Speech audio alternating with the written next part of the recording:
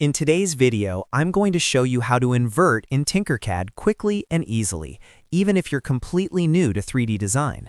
In Tinkercad, inverting an object is usually done by mirroring or flipping it, and this is super useful when you want to create symmetry, correct the direction of a part, or match a design on the opposite side. This is one of those simple skills that can save you a lot of time while building models.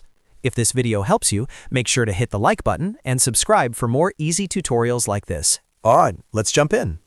First, open your Tinkercad project and make sure the object you want to invert is already on the work plane. It can be any shape, model, or design piece that you want to flip. Now click once on the object to select it. You'll know it's selected when you see the white outline and the editing handles around it. Once the object is selected, look at the top toolbar. Find the mirror tool there. The mirror icon is what you'll use to invert the object. If you prefer keyboard shortcuts, you can also press M on your keyboard to activate the mirror function faster. As soon as you choose the mirror tool, Tinkercad will display 3 sets of double arrow handles around the object. These represent the X, Y, and Z axes, and each one lets you flip the shape in a different direction. Now comes the important part. Click the arrow that matches the direction you want to invert. If you want the object flipped from left to right, choose the correct side-to-side axis. If you want to flip it front to back, choose the corresponding arrow for that direction. And if you need to invert it vertically, use the up and down axis. The object will instantly mirror itself across that axis, giving you the inverted version you need. This is especially helpful when you're making mirrored parts like left and right pieces, brackets, symmetrical decorations, or matching components for a larger model.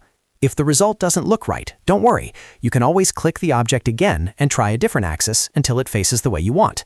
One tip to keep in mind is that in Tinkercad, mirroring is different from simply rotating. Rotation turns the object, while mirroring actually flips it into a reversed version.